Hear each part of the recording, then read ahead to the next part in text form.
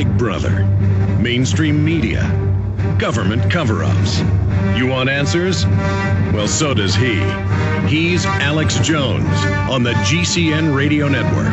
And now, live from Austin, Texas, Alex Jones. A great example of how the truth can prevail if you just continue to put out the truth and have the long view of history. For 30 years, Congressman Ron Paul has fought. He has exposed the private Federal Reserve. He's having victory there now, thanks to all the great supporters out there.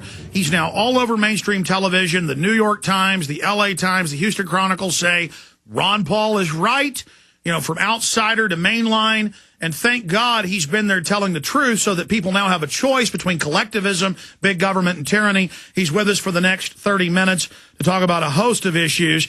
Congressman Ron Paul, out of the gates, our first interview with you of 2010. What do you think's most important right now? Well, the big issue is how much of our freedom we're going to have, you know, in the next year or two. Are we losing it? And I say we are, and that to me is the biggest issue because I have such confidence in free people that when we're free and left alone and allowed to keep the fruits of our labor, things take care of themselves. We can do a much better job than the government. But if you go more specifically, I would say there are two. One is, you know, our expanded involvement overseas, which poses a danger to us, physical danger as well as the danger to the men that have to go over there. And then the next thing I would be most concerned about is what I think is going to happen to the economy. I don't think this is past, as I think we're just barely into the correction because they're doing everything possible to prevent the correction, and you always have to have a correction in order to get back to work again. Well, I want to go over that in some detail coming up in the interview, what's happening with all these expanded wars. But first off, secret health care conference going on this week. Obama had promised to put it on C-SPAN, but I don't know how he has the authority over Congress. But now Obama says, okay, 1 hour, kind of a staged event with talking points. The public can see that.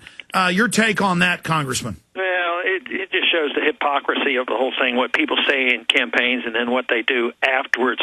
But most of the time, the important things that come out of Washington are done in secret. I've known that ever since I've been in Washington. The conferences have always been very, very secretive.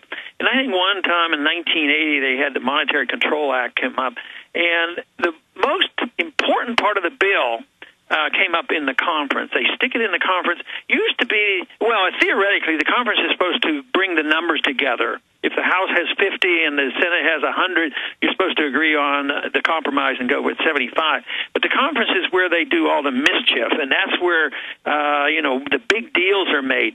When the conference report comes back to the House floor, it's usually brought back with a 1 hour debate, no amendments, and most people think, oh, we fully discussed this. How did I vote for this before? Oh, I voted against this. I'll vote against it again. And so this is what's going on. I'm not surprised at all. They're never going to tell us exactly what's in there, and it'll be months, if not years, to figure out exactly what the consequences will be, because then we will have delivered a lot of power to the agencies of government. Then the agencies write all the rules and regulations. There'll be tax codes changes, and we won't know for years exactly what happens. I know there's a lot of condemnation of people not reading those bills, and of course it's impossible to read them or understand them, but I don't think there is any one individual that could read both of those bills and know what's in it. You know, they're so bad. That's why anytime you come upon a situation like this, any member of Congress ought to just vote no on it because they know it's it's no good. And this fact that they, do it in secret means that you can't trust what they're doing.